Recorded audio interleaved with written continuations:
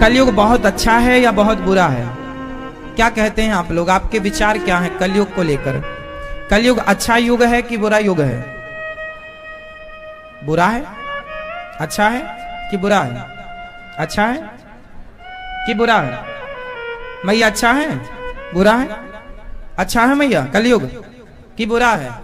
कलयुग बहुत बुरा है। कितने लोग सपोर्ट करेंगे ये बात, इस बात से कितने लोग सहमत हैं कि कलयुग बहुत बुरा है? कलयुग बहुत अच्छा है।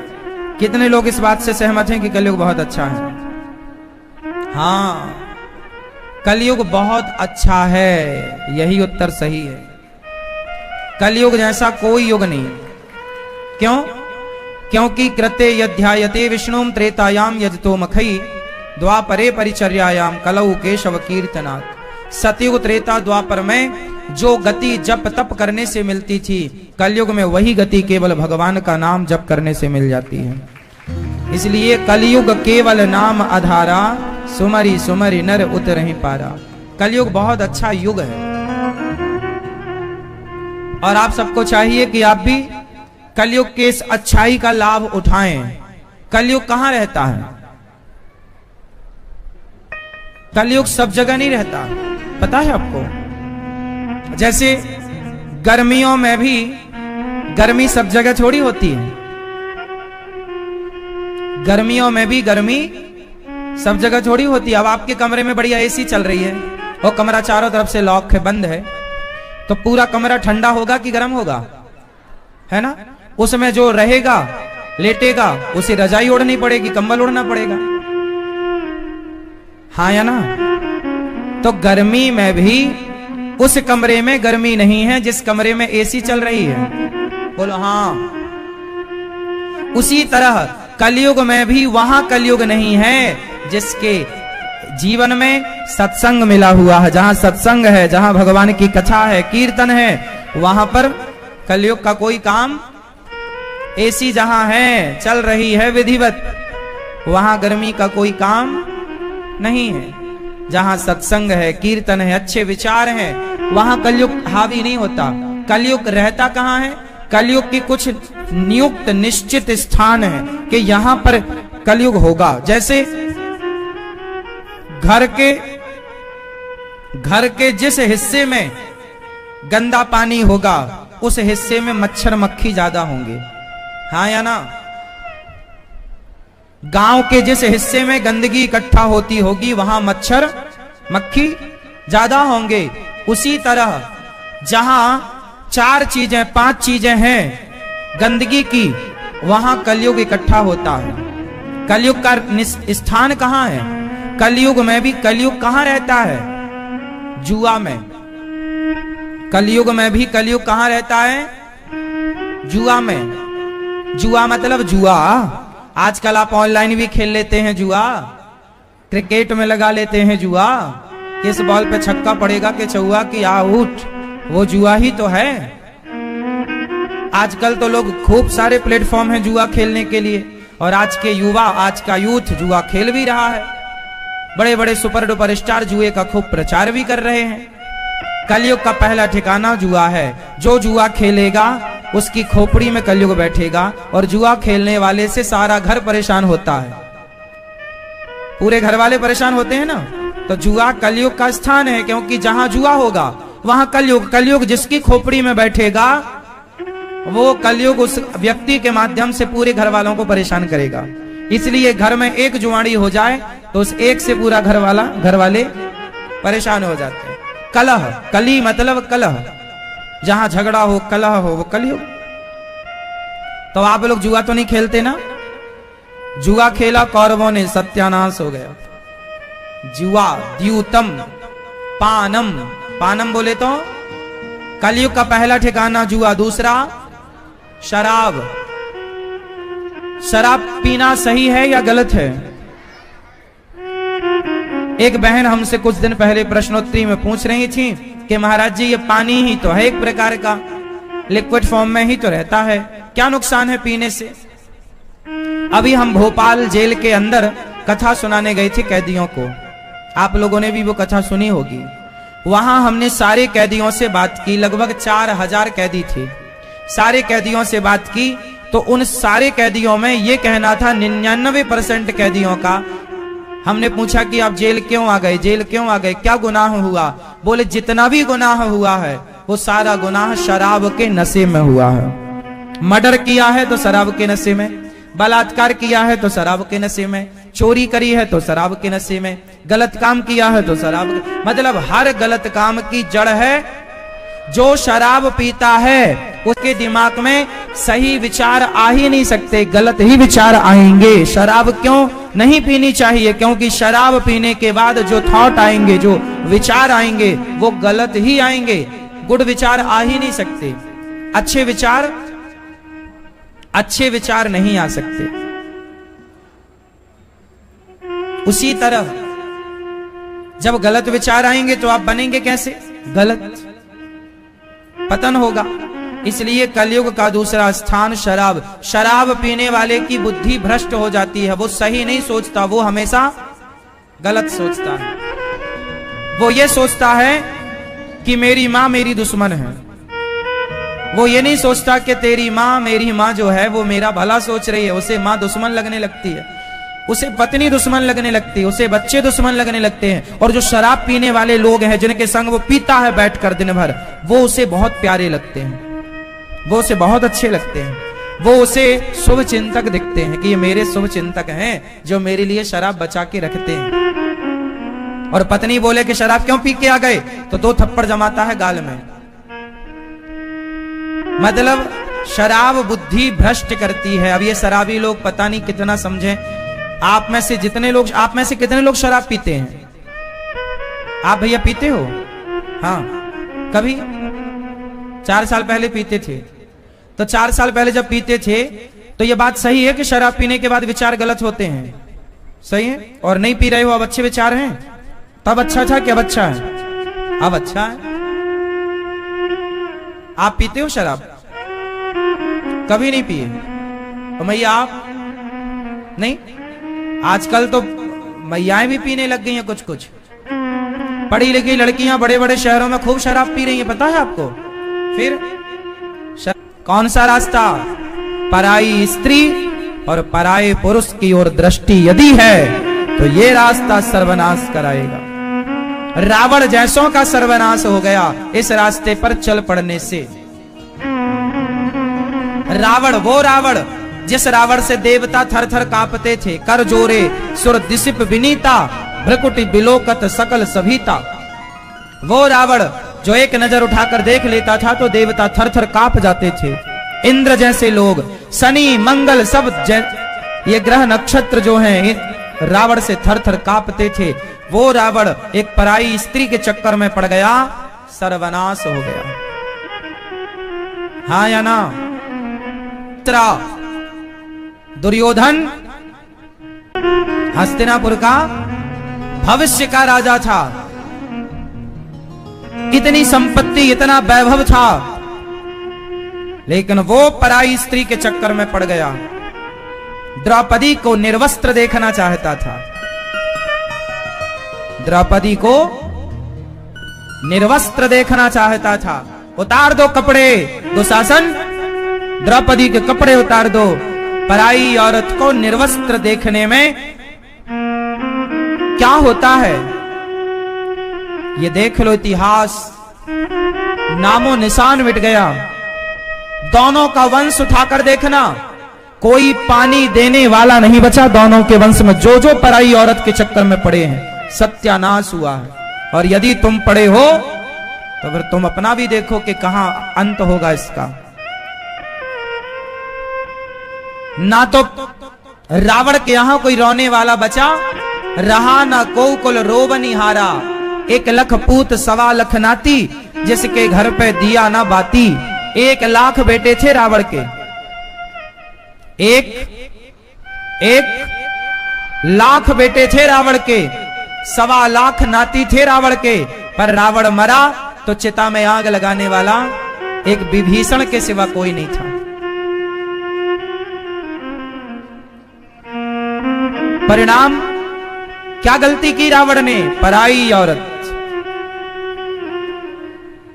दुर्योधन मरा 100 भाई थे दुर्योधन, 100 के फिर बेटे अलग, ना जाने कितना बड़ा परिवार था, पर जब मरे तो चिता पर आग लगाने वाला कोई नहीं था।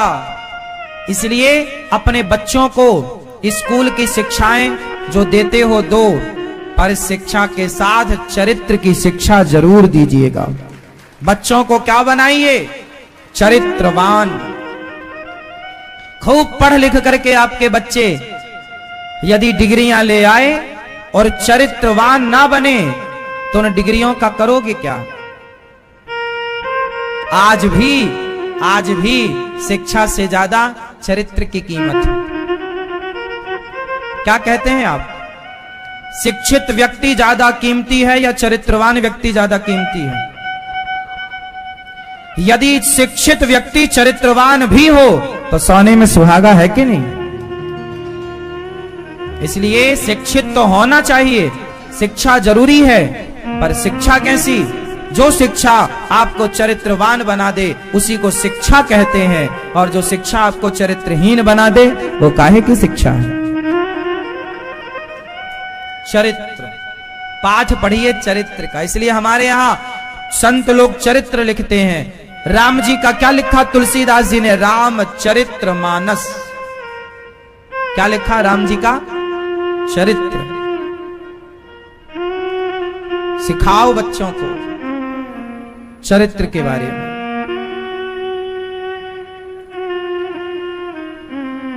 कलयुग का ठिकाना स्त्रियां, पराई स्त्री सर्वनाश का रास्ता है, पराया पुरुष सर्वनाश का रास्ता है। स्त्रियां, सूना, सूना मीन्स मांस, मांस, हिंसा। आप लोग में से कुछ लोग ऐसे हैं जो मांस के रास्ते पर चल पड़े। मुर्गा, अंडा, मछली रोज कुछ लोग खाते हैं। ये सब भक्षा भक्ष मत खाइएगा, बुद्धि भ्रष्ट हो जाएगी। हम भारतीय हैं, हम अन्न को भी साफ करके खाते हैं और साफ करने के बाद भोग लगाते हैं ताकि अन्न का सारा दोष नष्ट हो जाए भगवान के सामने जाते ही। इसलिए भोग लगाकर खाते हैं। वो मत खाइए जो खाने योग्य नहीं है। आप में से कितने लोग अंडा खाते हैं? मुर्गी खाते कितने लोग हैं आप में से? कितने लोग मछली खाते हैं आप में से? मैया अंडा खाती हो मेरी मां? अंडा नहीं, मुर्गी नहीं, मछली नहीं। राजा परीक्षित ने एक मुकुट पहन रखी थी सोने की, वो जरासंध की मुकुट थी। सिर पर आकर कलयुग बैठ गया और एक संत जी के गले में मरा हुआ सांप राजा परीक्षित जी ने डाला तो समीक जी के पुत्र श्रृंगी जी ने श्राप दे दिया। इति लंघित मर्यादम तक्षकः सप्तमे हनि। आज से 7वें दिन तक्षक तुम्हें डस लेगा और तुम्हारी मृत्यु हो जाएगी। राजा परीक्षित शुकताल गए। राजा परीक्षित जी के सामने सुखदेव भगवान प्रकट हुए। पूजन करके हाथ जोड़कर प्रश्न किया, गुरुदेव मुझे 7 दिन में मरना है, बताइए मैं क्या करूं? जीवन जब थोड़ा हो तो क्या करना चाहिए? जीवन का भरोसा नहीं कि हम कब चले जाएं, इसलिए थोड़े समय में अच्छे काम कर लो। आप लोगों का जीवन कितने साल का है? मैया कितने साल का जीवन है अभी आप लोगों का? बेटा, ओ भैया ठीक है, शांति से बैठो, सब चुपचाप बैठो। अच्छा ये बताओ आप लोगों का जीवन अभी कितना शेष है? मैया बैठो, मेरी मां बैठ जाओ, चलो खुश रहो। कितना हमारा जीवन अभी शेष है पता है कुछ आप लोगों को? नहीं? कितने साल की जिंदगी है अभी आपकी? गई बहुत, थोड़ी रही, नारायण अवचेत, काल चिरैया चुग रही, निस दिन आयु खेत। गई बहुत, बहुत चली गई है, थोड़ी सी बची है। आपकी कितनी उम्र बची है अभी? मैया, ओ मैया, ये मैया से पूछो कितनी बची है अभी आपकी? आपकी कितनी बची है? आपकी कितनी है? आप सबकी कितनी बची है अभी?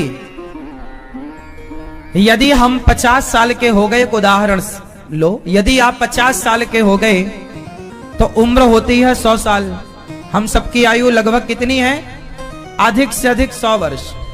100 वर्ष से ज्यादा तो बड़ा कठिन है। यदि आप 50 साल के हो गए तो अब बची कितनी? 50 और बची, और 50 भी 12 घंटे का दिन, 12 घंटे की रात्रि, तो 25 साल तो सोने में ही जाना है। अब बचे 25 साल। अब उन 25 सालों में फिर आपको खाना पीना, गप्प भी तो लड़ाना है, पड़ोसन से प्रपंच भी तो करना है, निंदा चुगली भी तो करना है। वो सब निकाल दो तो बताओ भगवान के लिए समय बचा कितना? इसलिए काल चिरैया चुग रही, निस दिन आयु खेत, गई बहुत थोड़ी रही, नारायण अब चेत। अब चेत जाओ, अब जाग जाओ कि बहुत चली गई, अब थोड़ी सी बची। हाँ, वरीयाने सते प्रश्नः क्रतो लोकहितं नृपा, आत्मविद सम्मतः पुंसां श्रोतव्यादिषु यः परः। वरीयाने सते प्रश्नः क्रतो लोकहितं नृपा, आत्मविद सम्मतः पुंसां श्रोतव्यादिषु यः परः। बहुत उत्तम प्रश्न किया है राजा परीक्षित आपने, कि जिसे 7 दिन में मरना हो क्या करना चाहिए। हम सब तो देखो मरे हुए पुतले हैं, हम सब मर चुके हैं। क्या कहते हैं आप लोग? आप जिंदा हैं कि मरे हैं? मरे हुए ही हैं। जिंदा तो उन्हें समझो जिनका मन भगवान में लग चुका है, वो जिंदा है, वरना हम सब तो मरे हैं। मन लगे ही नहीं भगवान में तो फिर जिंदा काय बात के। सुखदेव भगवान कह रहे हैं, निद्रया ह्रियते नक्तम व्यवायेन चवावया, दिवाचार्थे हया राजन कुटुंब भरणेन वा। कम से कम सोइए, ज्यादा से ज्यादा भगवत चिंतन करिए, हाय हाय से मन हटाओ और प्रभु के श्री चरणों में मन लगाओ। जिसे लक्ष्मी चाहिए वो माया देवी की उपासना करे, जिसे तेज चाहिए अग्नि की उपासना करे, जिसे स्वर्ग चाहिए वो अदिति के पुत्रों की उपासना करे, पर जिसे भगवान चाहिए, जो भगवान को पा लेता है, उसे फिर अलग अलग कुछ नहीं। अकामः सर्व कामो वा मोक्ष कामा उदारधि, तीव्रेण भक्ति योगेन यजेत पुरुषम परम। भगवान को भजने के बाद फिर अलग अलग किसी को भजने की जरूरत नहीं पड़ती। तरवः किम न जीवंती भस्त्रः किम न स्वसंतुतः। देखो जीवन केवल मिला है, खाओ पियो मौज करो मर जाओ, इसके लिए नहीं। जानो, इस प्रश्न को खोजो कि हमारा जन्म क्यों हुआ है। यदि मैं आपसे एक प्रश्न पूछूं कि आपका जन्म इस संसार में क्यों हुआ है, तो आप कितने लोग उत्तर दे पाएंगे इस प्रश्न का? दे दो उत्तर बैठे बैठे। आपका जन्म इस संसार में क्यों हुआ है? सवाल आपसे, इस संसार में आपका जन्म क्यों हुआ है? सवाल सबसे, बताओ आप लोगों का जन्म इस संसार में क्यों हुआ है? क्यों हुआ मैया? क्यों जन्म हुआ है आपका? लड़ने के लिए? हाँ, आप ना होती तो पड़ोसन से कौन लड़ता।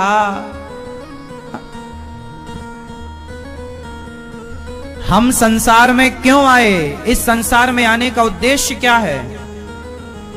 इसके लिए एक छोटी सी कहानी सुनाऊं आपको, समझ में क्लियर आ जाएगा। सुनो मैया, ओ मोबाइल चलाने वाली मैया, ये देखो चालू हो गया मोबाइल। क्यों हुआ है आपका जन्म? सुनो, एक राजा ने अपने बेटे को, एक राजा ने अपने बेटे को 100 रुपए दिए और कहा कि जाओ आज तुम बाजार से मेरे लिए ताजे ताजे फल लेके आओ, जाओ।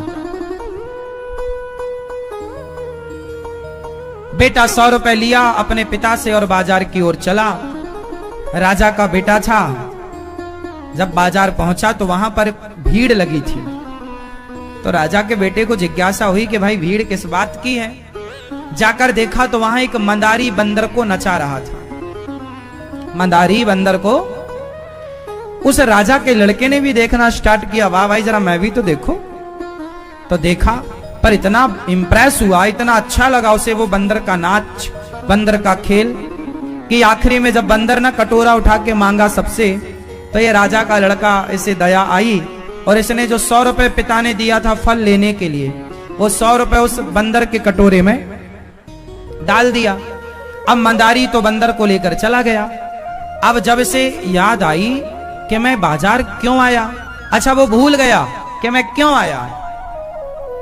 अब जब तक याद आई तब तक दुकानें बंद हो चुकी थी। अब दुकानें जब बंद हुई तो खाली हाथ चला गया। पिता बोले कि बेटा बाजार से क्या लाए हो। पिता बैठे हैं कि जाओ, कुछ तो लाया होगा।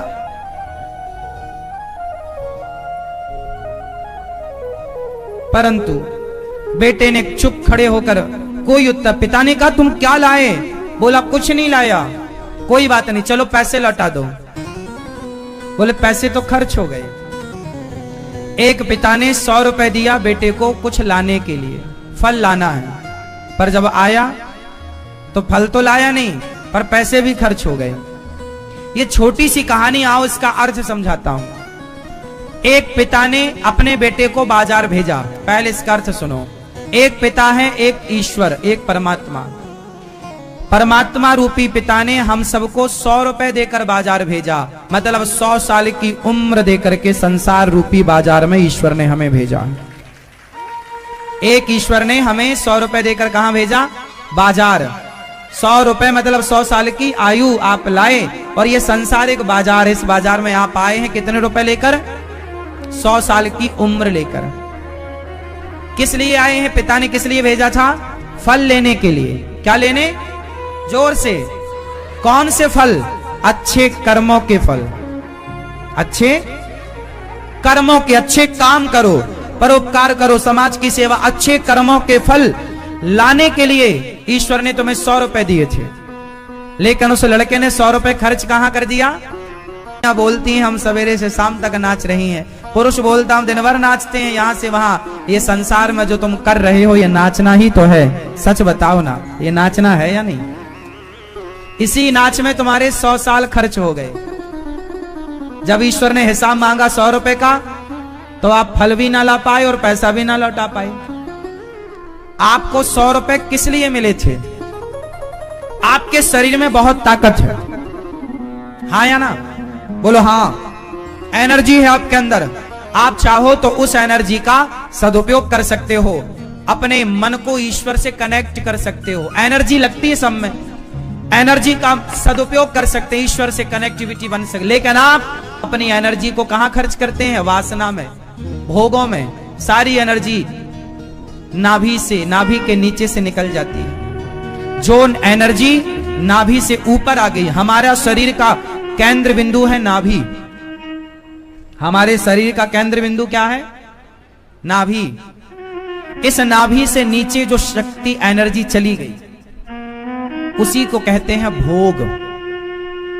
नाभि से नीचे जो एनर्जी गई वो है भोग, और नाभि से ऊपर जो एनर्जी आ गई उसी का नाम है योग।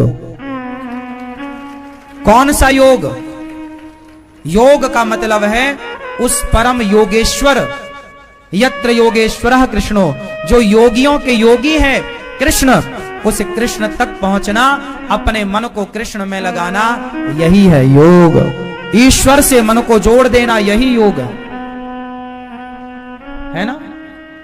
आप अनुलोम विलोम को ही योग ना समझ लीजिएगा, वरना नाक पकड़े बैठे रहे। ईश्वर से कनेक्ट हो जाने का नाम योग है। इच्छाओं का त्याग कर देना ही योग है। इच्छाएं जिसके अंदर हैं अभी वो योगी नहीं है। जिसके अंदर कोई इच्छा नहीं रह जाती उसे योगी कहते हैं। ये तो योगी, ये कौन है, योगी है, कोई इच्छा ही नहीं, कामना ही नहीं। इसलिए अपनी शक्तियों को, आज आप लोगों ने अपनी शक्तियों को कहां खर्च किया है, ये आपसे अच्छा भला कौन जानता होगा। इसलिए इस प्रश्न का उत्तर आप अपने आप को ही दे दीजिएगा। इसलिए बची हुई एनर्जी, बची हुई शक्ति को संभालिए, मन हटाइए भोगों से, भगवान में लगाइए, ब्रह्मचर्य का पालन कीजिए, ब्रह्मचारी बनिए। तो हम संसार में क्यों आए हैं? ईश्वर से जुड़ने के लिए, भगवान को पाने के लिए, अपने आप को जानने के लिए कि मैं कौन हूं, मैं कौन हूं, मैं कौन हूं। आप कौन हैं? बोलो मेरी मां, आप कौन हैं? बोलो। एक छोटा सा उदाहरण एक पिक्चर से देता हूं, समझिएगा। मैं कौन हूं, इस मैं कौन हूं का उत्तर एक मूवी से मैं आपको देता हूं। आप सबने वो मूवी देखी होगी, वो मूवी का नाम तो मुझे नहीं पता, पर उसमें एक छोटी सी कहानी, मैंने बहुत बचपन में छोटा था तब मैंने ये देखी थी टीवी पर। वो मूवी की कहानी है कि एक दूसरे ग्रह का एक आदमी इस ग्रह में आ जाता है, उसका नाम होता है जादू। क्या नाम था उसका? जादू। वो जब सूर्य से प्रकाश लेता था तो उसकी शक्ति बढ़ती थी और वो वरना डिस्चार्ज हो जाता था यदि उसे प्रकाश नहीं मिलता था, है ना। पूरी पिक्चर देखी होगी आप लोगों ने। क्या नाम था उसका? हाँ हाँ, चलो ठीक है, करे रहो याद नाम। एक पिक्चर है, उसमें एक दूसरे ग्रह का एक आदमी, जादू उसका नाम होता है, वो बिछड़ जाता है अपने लोगों से और वो अपने लोगों की खोज करने जाता है। तब तक उसे कोई दूसरे लोग पकड़ना चाहते हैं, पर कोई एक व्यक्ति उसकी मदद करता है। लेकिन मदद तो करता है, लेकिन वो उसका यूज भी करता है, उसकी पावर का, उसकी शक्ति का यूज भी करता है, हाँ या ना। और वो समझ लेता है कि ये ठीक है, मेरे शुभ चिंतक हैं, तो अच्छा वो उनके साथ रहता तो है, लेकिन वो ये जानता है ना कि मैं अपनों से अलग हो गया हूं। वो अपने अपनों के पास जाना चाहता है आखिरी दम तक, और आखिरी मूवी के अंत में फिर उसे उसके अपने मिल जाते हैं और वो अपने ग्रह में चला जाता है। ये पूरी मूवी से हमें ये सीखना है कि जैसे वो दूसरे ग्रह का आदमी आया, इस ग्रह के लोगों से मिल गया, पर यहां मिल तो गया, पर वो अपने उस ग्रह के लोगों को मिस कर रहा था, क्योंकि वो उसके अपने लोग तो उसी ग्रह में थे, यहां पर जो थे वो उसके अपने नहीं थे। उसी तरह आप लोग भी बताओ, आप किस ग्रह के लोग हैं? सवाल आप सबसे है, आप किस ग्रह के लोग हैं? आप किस ग्रह के हैं? हाँ, आप किस ग्रह से आए हैं?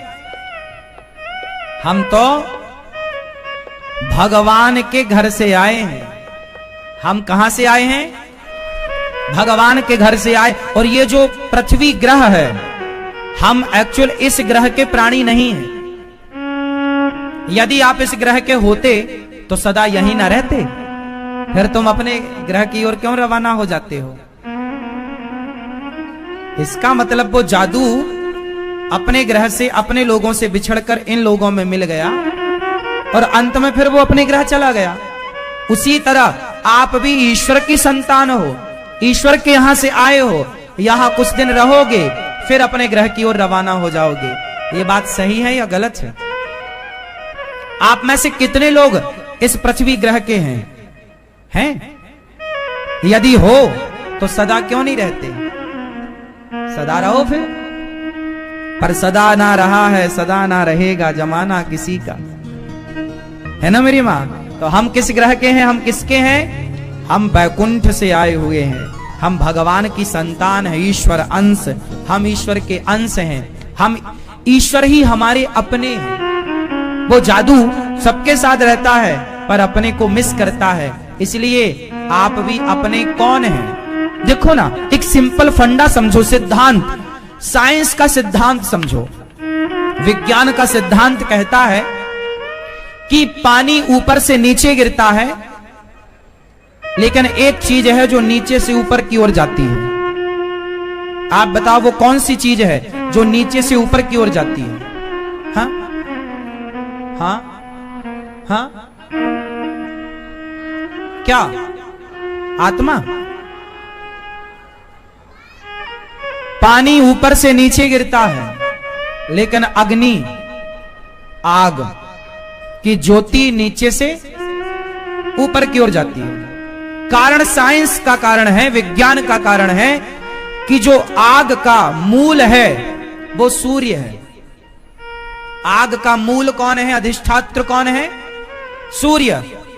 आग कहां से प्रकट हुई? सूर्य से। इसलिए आग सूर्य का अंश है, इसलिए अपने अंशी की ओर भाग रही है। हाँ या ना? पानी ऊपर से नीचे, क्योंकि पानी किसका अंश है? पानी किसका अंश है? समुद्र का। पानी किसका अंश है? इस धरती में कहीं भी पानी होगा वो पानी समुद्र का ही होगा। समुद्र का भाप बना पानी, पानी बरसा, चाहे वो अमेरिका बरसे, जापान बरसे, लंदन बरसे, पर वो गया समुद्र से ही है। वाष्पीकरण तो समुद्र से ही हुआ ना? हाँ या ना? तो समुद्र कौन है? अंशी। पानी है अंश। उसी तरह पानी ऊपर से नीचे की ओर क्यों गिरता है? क्योंकि पानी का जो मुखिया है वो नीचे है, तो पानी नीचे आया। अंशी, देखो, एक होता है अंश और एक होता है अंशी। अंशी और अंश पहले समझो क्या है, फिर आगे की बात समझना। हम लोग हैं ईश्वर के अंश। हम लोग ईश्वर के क्या हैं? अंश। और हम सब अंशों के अंशी, मतलब मुखिया, पावर हाउस। पावर कौन है? अंश। ईश्वर अंशी है, हम अंश हैं। उसी तरह पानी का अंशी है समुद्र, तो पानी ऊपर से नीचे। आग का अंशी है सूर्य, तो आग ऊपर की ओर। तो जिसका अंशी जहां है वो उस ओर भागता है, वो उस ओर भागता है। इसलिए गाय गायों के बीच में रहना पसंद करेगी, कुत्ता कुत्ता के बीच में, कुत्तों के बीच में रहना पसंद करेगा, और गीदड़ गीदड़ के बीच में, बिल्लियां बिल्लियों के बीच में। पक्षी को भले आप पिंजरे में बंद कर लो, कितना बढ़िया पिंजरा बनवाओ, कितना बढ़िया खाना पीना दो, पर पक्षी तो पक्षी पक्षियों के बीच में रहना पसंद करेगा। वो अपने अंश की, अंशी की ओर भागेगा, अपने समूह की ओर भागेगा। हाँ या ना? उसी तरह अब आप बताओ कि हम किसके अंश हैं? जोर से, जोर से। इसलिए जैसे पानी कहीं भी हो, गंगा उत्तर हिमालय से निकलती है, गंगा गंगोत्री से निकलती हैं, लेकिन निकलकर गंगा बहती किसकी ओर है? समुद्र की ओर। कहां जा रही है? समुद्र की तरफ। हर नदी कहां जा रही है? समुद्र की ओर। क्यों? क्योंकि वो नदी में जो पानी है वो समुद्र का ही है। हाँ या ना? इसलिए हर अंश अपनी अंशी की ओर भागता है। उसी तरह हम ईश्वर के अंश हैं, इसलिए अपने अंशी की ओर भाग रहे हैं, भगवान की ओर भाग रहे हैं। और जो भगवान की ओर भाग रहा है वो सही है, जो ईश्वर की ओर नहीं भाग रहा वो रॉन्ग है, गलत, भटक गया। इसलिए स्वाभाविक है कि हमें ईश्वर की संतान है, तो ईश्वर की ओर जाकर हमें सुकून मिलना है। इसलिए तो आप क्या कहते हैं, महाराज जी सुख नहीं है, सुकून नहीं मिल रहा, एक तसल्ली सी नहीं है संसार में। क्यों? क्योंकि ये परिवार आपका नहीं है। ये स्त्री, ये पुरुष, ये बेटा, ये बेटी, ये लोग अपने नहीं हैं। इसलिए मीराबाई ने कहा ना कि मेरे तो गिरधर गोपाल, दूसरों ना कोई, भगवान मेरे हैं, मैं उनके साथ कंफर्टेबल हूं, इनके साथ नहीं, इनके साथ मैं ठीक नहीं हूं। हाँ या ना? हम भगवान के हैं, इसलिए भगवान से मिलना चाहते हैं। इंसान भगवान का अंश है, इसलिए उस ईश्वर से मिलना चाहता, लेकिन भटक गया है। वो यहाँ के लोगों को ही अपना मान बैठा, वो ये मानता है कि ये ग्रह हमारा है। समस्या लंबी है। किस किस को आप समझाओगे कि ये ग्रह तुम्हारे बाप का नहीं है? ये ग्रह है हमारे बाप का। फिर लेकिन आप में से कुछ लोग तो यही मानते कि अपने बाप का है, और आप लोग तो कहते भी ये हमारे बाप का, ये तेरे बाप का है क्या? हाँ भले भैया, लोगों को तो लगता है ये हमारे बाप का है, लेकिन क्या बताएं साहब, कुछ भी नहीं अपने बाप का। इसलिए हमारे जो बाप है ना वो भगवान है। भगवान को अपना मान लोगे तो सब आपका है। जो भगवान से अपना नहीं माना, भगवान से नहीं जोड़ा, वो नुकसान में। श्री सुखदेव भगवान राजा परीक्षित जी से कहते हैं, राजन, भगवान नारायण की नाभि से कमल उत्पन्न हुआ, ब्रह्मा जी प्रकट हुए, ब्रह्मा जी को चतुश्लोकी भागवत भगवान ने प्रदान की। अहमेवासमेवाग्रे नान्यद यद सद सत्परम पश्चादहम यदेतच्च यो वशिष्येत सोऽस्म्यहम्। जब कुछ नहीं था तब मैं ही था। ब्रह्मा जी को उपदेश किया भगवान ने। ब्रह्मा जी को अभिमान ना आवे इस बात का उपदेश दिया, ज्ञान दिया। भगवान शांति दूत बनकर जब भगवान लीला पूरी करके चले गए ना, ब्रह्मा जी ने सृष्टि की, फिर भगवान का अवतार हुआ, लीला पूरी करके गए, तो विदुर जी को याद किया। विदुर जी अंतिम उपदेश लेने के लिए मैत्रेय जी के पास गए और प्रश्न किया मैत्रेय ऋषि से कि महाराज, ये संसार क्यों बना? भगवान ने संसार क्यों बनाया? ये दुनिया क्यों बनाई गई? क्या आप जानते हैं कि संसार क्यों बनाया गया? भगवान ने ये दुनिया क्यों बनाई? अच्छा बताओ, ये संसार कितना बड़ा है? कितना बड़ा है? हाँ, बहुत छोटा है, बहुत बड़ा है। भगवान अच्छा बताओ, संसार इतना बड़ा है तो भगवान कितने बड़े होंगे? जिस परमात्मा ने ये सृष्टि बनाई है, वो कृष्ण का जो रथ था वो वायु के वेग से चलने वाला रथ था, वायु की गति से तेज। कैसे? एक बार भगवान श्री कृष्ण के रथ में अर्जुन बैठे थे और भगवान रथ चला रहे थे, तो हवा चली तो अर्जुन का पीता दुपट्टा उड़ गया। अर्जुन बोले प्रभु जरा रुको। भगवान बोले क्या हुआ? बोले दुपट्टा उड़ गया। भगवान बोले वो तो हजारों किलोमीटर पहले गया। मतलब इतनी बोलने में वो 1000 किलोमीटर की दूरी तय कर ली, इतनी तेजी से रथ चल रहा था। पहले उड़ने वाले रथ हुआ करते थे, आज भी उड़ने वाले विमान हैं। पहले ऐसे विमान थे उड़ने। रावण ने सीता मां को चुराया, पुष्पक विमान पर चुराया, वो उड़ने वाला था। अब बताओ, ये टेक्नोलॉजी, ये विद्याएं पहले थी या भारत अनपढ़ ही था?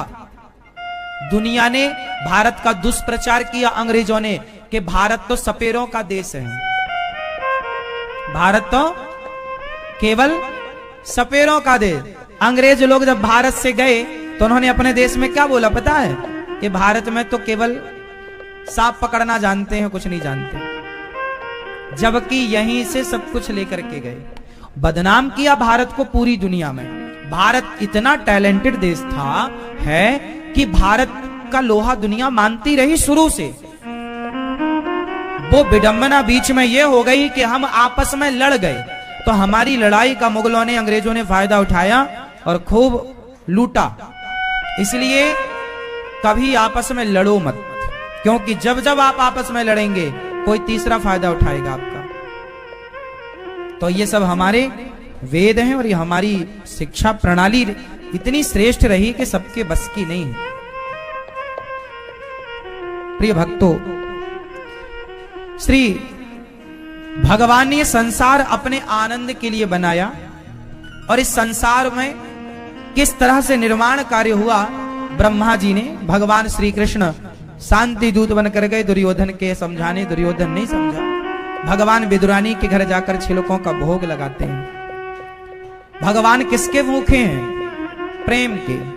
किसके भूखे हैं भगवान? जोर से। विदुरानी के क्या खाए? छिलके।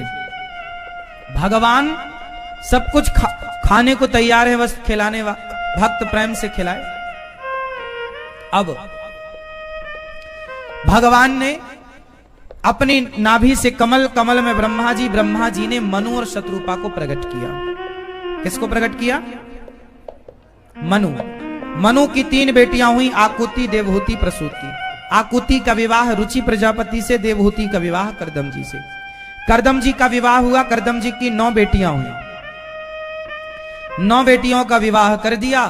अब करदम जी बोले देवी मैं जा रहा हूं। चले गए करदम जी। माता देवहूति अपने घर में अकेले अपने पुत्र के साथ रहीं और पुत्र से आज हाथ जोड़कर माता देवहूति ने कहा बेटा मुझे कुछ बातें समझनी है, तुम समझाओ। हाँ मां, क्या समझना है? बेटा मेरा मन इतना उदास क्यों रहता है? मेरा मन इतना उदास क्यों रहता है? कपिल देव जी ने कहा मां, माता देवहूति ने प्रश्न किया कि निर्विण्णा नितराम भूमन सदिन्द्रिय तर्षणा येन संभाव्यमानेन प्रपन्नान्धं तमः प्रभो। मेरा मन बहुत चंचल है, मन अशांत है। क्या करूं कि मन शांत हो? आज आप में जितने लोग यहां बैठे हैं, अधिकांश लोगों का मन अशांत है। आपका मन कैसा है? अशांत। आपका मन बहुत परेशान करता है आपको। इसका मूल कारण क्या है? अच्छा ये बात सही है क्या? कितने लोगों का मन परेशान करता है? जिसका करता है वो हाथ उठा के मुझे बताए, फिर मैं कारण बताऊंगा और उपाय बताऊंगा किस किस का मन परेशान करता है। हर व्यक्ति की परेशानी का जड़ उसका मन है। सबको, स्त्रियों को परेशान कौन करता है? उनका मन। पुरुषों को परेशान कौन करता है? उनका मन। हर व्यक्ति किससे परेशान है? अपने मन से, कि मेरे मन का नहीं हुआ, मेरे मन का नहीं हुआ। सोचो कि आपके मन में कोई कामना ना रह जाए और मन की चंचलता मिट जाए, स्थिर हो जाए, तो आप कितने सुखी रहेंगे। आप कितने लोग चाहते हैं कि मैं आपको ये उपाय बताऊं मन की चंचलता कैसे मिटेगी? किस किस को उपाय सुनना है? उपाय बताऊं? मैया, ओ दादाजी, चला लो मोबाइल, देखो जरा।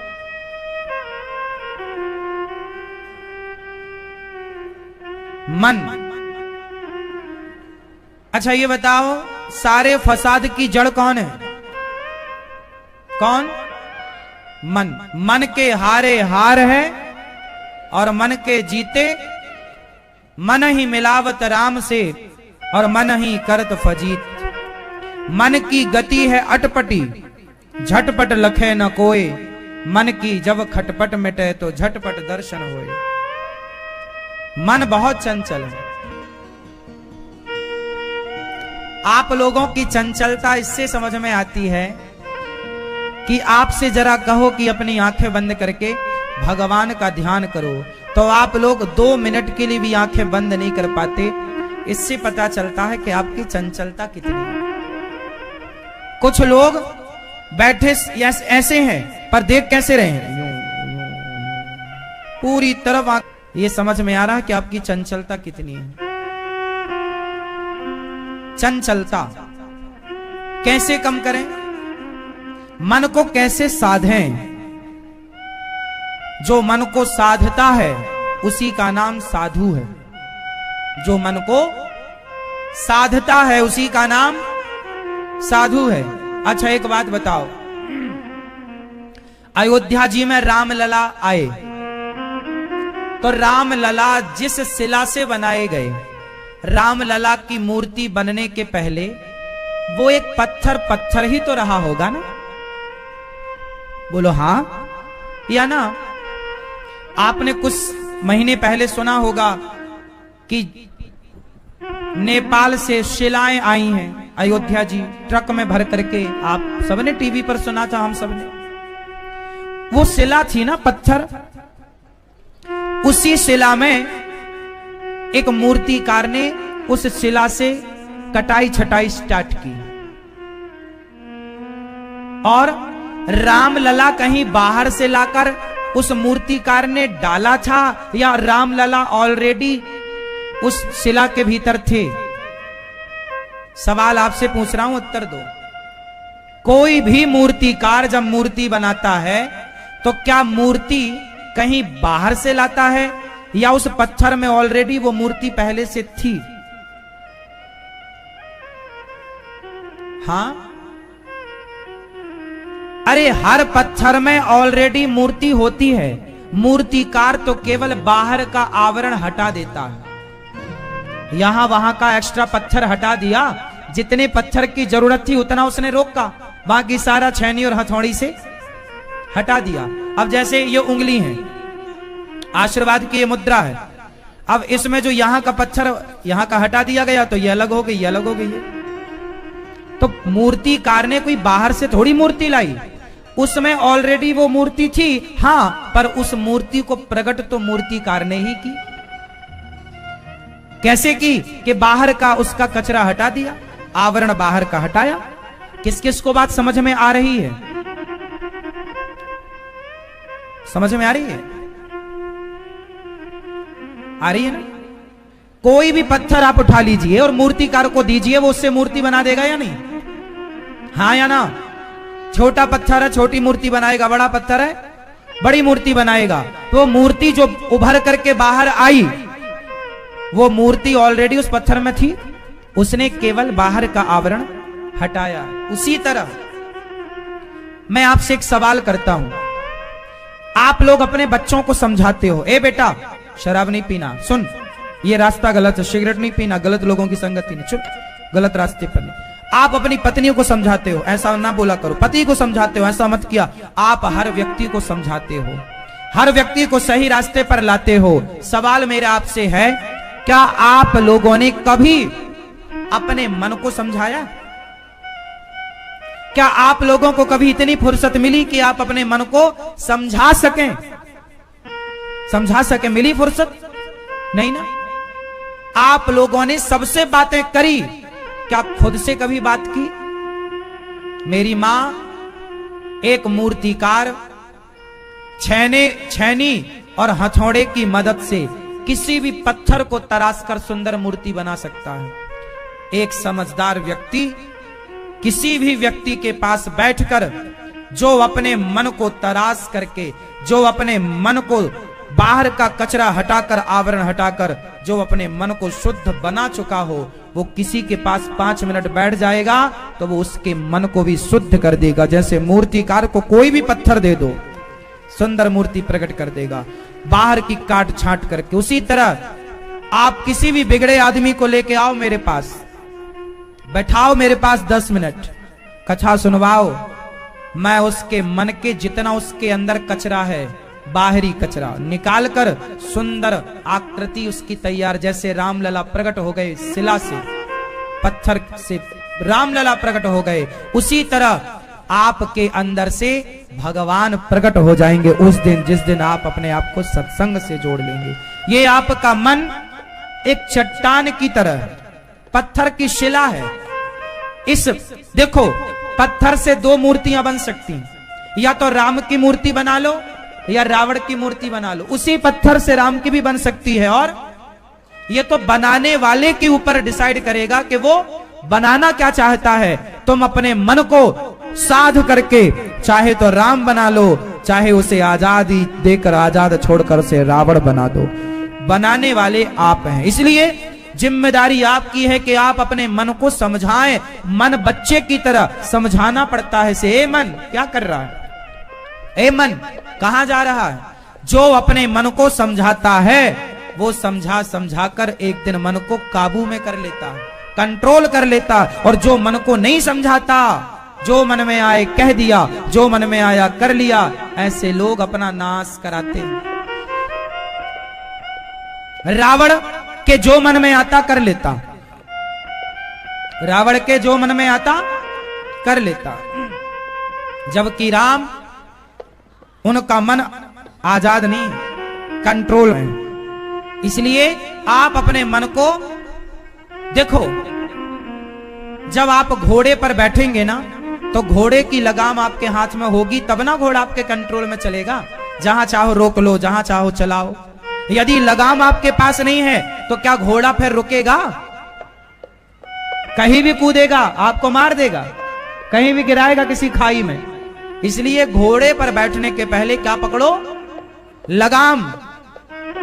और उसे लगाम क्या होती है? लगाम खींचोगे ना घोड़ा रुक जाएगा, और लगाम ढीली करोगे चल पड़ेगा। हाँ या ना? क्यों जी सही है? तो भाई ये बताओ कि घोड़े में लगाम होती है, आपके मन में लगाम है या नहीं? सोचिए आप कितने गैर जिम्मेदार लोग हैं कि आपने अभी तक अपने मन में लगाम नहीं लगाई, कंट्रोल नहीं किया मन को। अब आप क्या कहते हो? महाराज जी हमारा मन तो लगता ही नहीं, हमारा मन तो कंट्रोल में है ही नहीं। इसका मतलब यह हुआ आपने कभी प्रैक्टिस कराई ही नहीं मन को। आपने अपने मन को क्या नहीं कराई? हाँ, प्रैक्टिस नहीं कराई। अभ्यासेन तु कौन्तेय वैराग्येण च गृह्यते। अभ्यास से, प्रैक्टिस से मन कंट्रोल होगा। हमारे देश में जितनी उपासनाएं हैं ये मन को केंद्रित करने की ही तो उपासनाएं हैं। मन को इतना कंट्रोल करो कि पराई स्त्री में ना जाए। आपने इतना आजाद छोड़ रखा है कि आपका मन दिन भर आप इस स्त्री उस स्त्री में भागता है। आप भले किसी स्त्री को टच ना करो लेकिन मन तो जाता ही है। और यदि मन जा रहा है इसका मतलब आपने अभी तक मन पर कोई काम नहीं किया, कोई लगाम नहीं लगाया। क्यों नहीं लगाया? सवाल आपसे पूछा जाएगा। क्यों तुम्हारा मन सांड की तरह घूमता रहा? क्यों नहीं उसे कंट्रोल में रखा? जरूरी है। अच्छा ये बताओ, बंदर तो बंदर होता है लेकिन एक मंदारी का बंदर है और एक ये जंगल के बंदर हैं। बताओ किस बंदर को देखना पसंद करते हैं लोग? जोर से, किस बंदर को? जंगल के बंदर तो बंदर हैं लेकिन मंदारी का बंदर उन बंदरों से अलग है क्योंकि उसने कुछ सीखा है। वो कुछ, हाँ, उसके मालिक ने उसे सिखाया है, कंट्रोल उसने अपने मन को किया है। बंदर सबसे चंचल प्राणी है लेकिन मंदारी उसे भी सिखा देता है। मंदारी के इशारों पर बंदर नाचता है। सोचिए कि मंदारी यदि बंदर को कंट्रोल कर सकता है, वश में कर सकता है, तो आप भी अपने मन को वश में कर सकते हैं। और इतना वश में, जैसे मंदारी ने बंदर से बोला ससुराल जाएगा, कैसे जाएगा? वो गाड़ी से जाकर बताता है। आप जंगल के बंदर से बोलो क्यों ससुराल जाएगा, कैसे जाएगा? वो करेगा खौ खौ खौ, आपकी तरफ दौड़ेगा। हमें ससुराल सिखा रहा है। और मंदारी का बंदर सीखा हुआ, कंट्रोल में। हाँ या ना? तो याद रखना मेरी माँ, समाज में उन्हीं की कीमत ज्यादा होती है जिनका मन कंट्रोल में होता है। राम और रावण में अंतर क्या है? सूक्ष्म दृष्टि जाएगी तो पता लगेगा कि राम का मन कैसा है और रावण का मन कैसा है। बताओ, रावण का मन चंचल है या राम का? रावण का मन कंट्रोल में है या राम का? राम का मन कैसा है? जोर से, कंट्रोल में। और रावण का मन चंचल है तो पुतले जलते हैं, और राम का मन कंट्रोल में है तो मंदिर बनते हैं। पूरा खेल मन का है। आपका मन क्या आपके कंट्रोल में है? यदि है तब तो आप हैं, वरना आप क्या हैं आप ही समझो। जरा सी बात में गुस्सा आ गया, जरा सी कोई स्त्री दिखी, पुरुष दिखा, काम वासना आ गई। सुनो, काम क्रोध आने चाहिए पर जब आप चाहें तब। ये सारे आपके कंट्रोल में होने चाहिए। मैं जब चाहूंगा तो मुझे गुस्सा आएगा। आप मुझे कितनी भी गाली देते रहो, आप मुझे गुस्सा नहीं दिला सकते, आप मुझे क्रोध नहीं दिला सकते। आप मुझे कितना भी गाली दो, मुझे गुस्सा नहीं आएगा। गुस्सा तब ही आएगा जब मैं स्वयं चाहूंगा कि हाँ जी यहां गुस्से की जरूरत है, यानी आ जाएगी। आप मुझे गाली देते रहो, मुझे गुस्सा नहीं आएगी। क्योंकि मैं आपके इशारों पर नहीं नाचता, मेरा मन मेरे इशारों पर नाचता है। जिसका मन जिसके हिसाब से नाचता है ना, वो सफल है।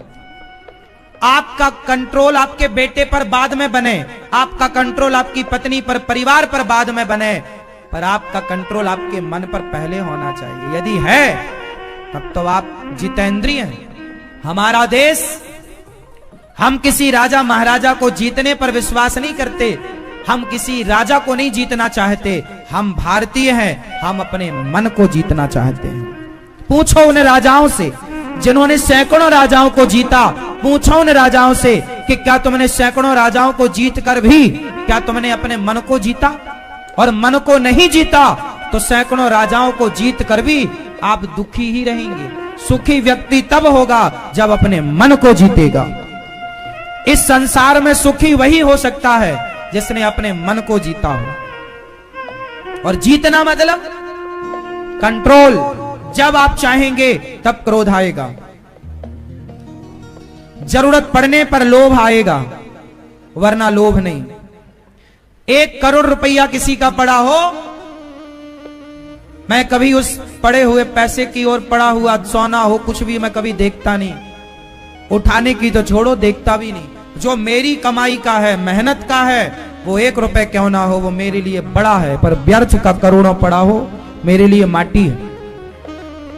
लोभ हो, अपने पैसे का हो, अपने मेहनत के पैसे का लोभ हो, भाई ये मेरा है, मेरी मेहनत का है, ये मेरा है। लेकिन आपका पड़ा है 1 करोड़ रुपया, मुझे मतलब नहीं। लोभ होना चाहिए, अपने का लोभ रखो ना। कंट्रोल मन होगा, कंट्रोल में मन होगा तो ये स्थितियां उत्पन्न होंगी। मन कंट्रोल केवल अपने पति और अपनी पत्नी को देखकर ही मन में काम का संचार हो। किसी और स्त्री को, हमारे गुरुजी एक दिन बता रहे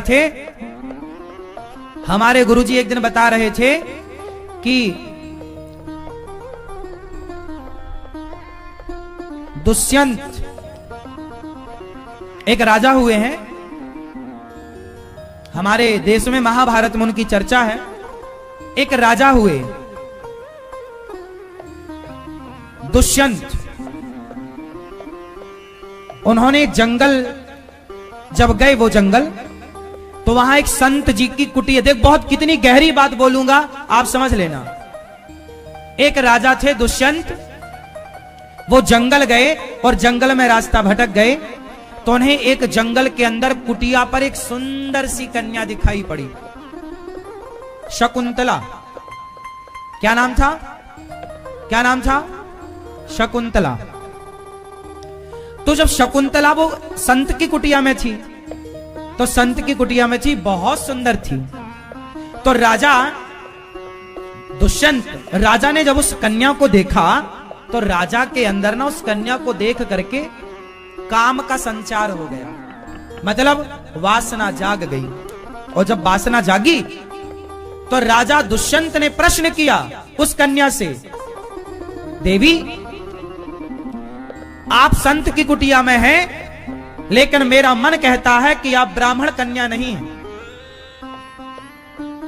क्योंकि मेरा मन आज तक किसी ब्राह्मण कन्या को देखकर चंचल नहीं हुआ, आपको देखकर चंचल हो रहा है। मतलब जरूर आप ब्राह्मण कन्या नहीं, क्षत्रिय होंगी, इसलिए मेरा मन चंचल हुआ।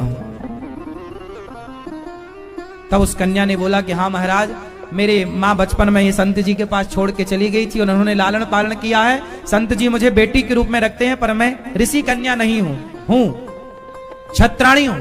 हाँ देखिए, एक राजा का मन, मतलब पहले की ये थी कि कोई उम्र से छोटी हो, उम्र से बड़ी हो, तो उस कन्या को देखकर भी मन चंचल नहीं हो सकता था। यदि वो क्षत्राणी है, क्षत्रिय है तो क्षत्राणी को, यदि कोई ब्राह्मण कन्या है तो ब्राह्मण का मन यदि किसी ब्राह्मण कन्या को देखकर चंचल हुआ तो वो सोच लेता था कि ये ब्राह्मण है इसलिए चंचल हुआ। बाद में उन्होंने फिर उनसे विवाह किया, विवाह किया। ये नहीं कि मन चंचल कर रहा है तो जबरदस्ती पकड़ के और उसका दुराचार करें उसके साथ ना। धर्म पहले विवाह, क्या तुम तैयार हो मेरे से विवाह कर? हाँ आप राजा हैं, मैं आपके साथ विवाह करने को तैयार हूं। फिर उन्हीं का पुत्र हुआ भरत। कहानी लंबी है, कभी सुनाएंगे आपको कि बाद में फिर ये अपनी इस पत्नी को भूल गए थे।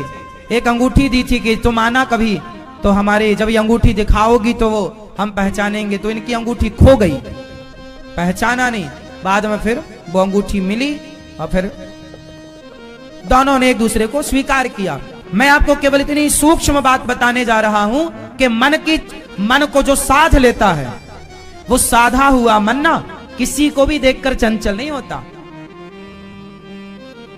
इसलिए आज 99.99 लोग ऐसे हैं जो अपने मन से कभी बात करते ही नहीं है, जो कभी अपने मन को सही गाइड करते ही नहीं है, जो कभी अपने मन को सही दिशा देते ही नहीं है, जो कभी अपने मन को समझाते ही नहीं है, जो कभी अपने मन को डांटते ही नहीं। तुलसीदास जी डांट रहे हैं, रे मन तू सत्संग कर, छोड़ जगत की रीत, अंत समय पछताएगा जब आयु जाएगी बीत।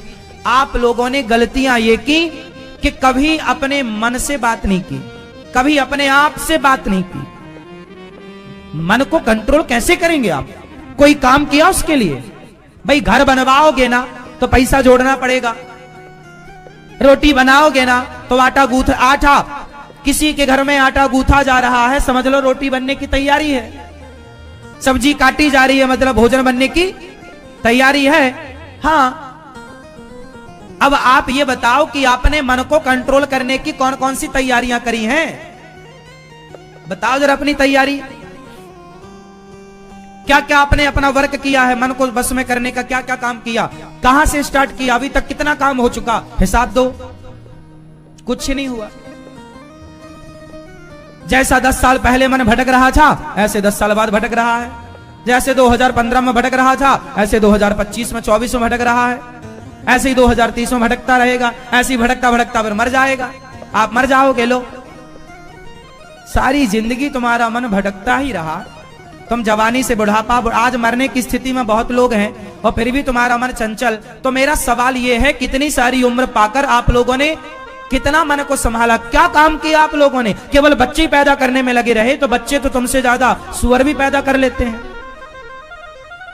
धन ही जोड़ने में लगे रहे तो धन तो वैश्या तुमसे ज्यादा जोड़ लेती है। घर ही बनवाने में लगे रहे तो तुमसे बेहतर घर तो चिड़िया घोंसला बढ़िया वाटर प्रूफ बनाती है। भाई तुमने इतने समय तक किया क्या? आज तुम्हारी उम्र 80 साल को होने को आई, 70 साल होने को आई, 60 साल होने को आई। बताओ तुमने मन पर कितना वर्क किया, काम किया, कितना साधा अपने मन को? केवल खाया, सोया और बच्चे पैदा किए। खाना, सोना, बच्चे, और समय मिला तो प्रपंच, उसका ऐसा, उसका ऐसा, इसका वैसा। ये समय आपका गुजर रहा है। मेरी मां, हम जो बातें कह रहे हैं वो आपके समझ से भी परे हैं, शायद आप में से कोई समझा हो। मन को साधने के लिए आपको समय निकालना पड़ेगा। अपने मन से आपको बात करनी पड़ेगी, अपने मन को आपको समझाना पड़ेगा। जैसे किसी को शुगर की बीमारी है तो उसे समझाना पड़ता है ना कि अब शक्कर नहीं खाना, अब चाय नहीं पीना, अब रबड़ी नहीं खाना, खाओगे तो शुगर बढ़ जाएगी, मर सकते हैं। समझाता है ना वो। अब नहीं करना, मीठे से दोस्ती।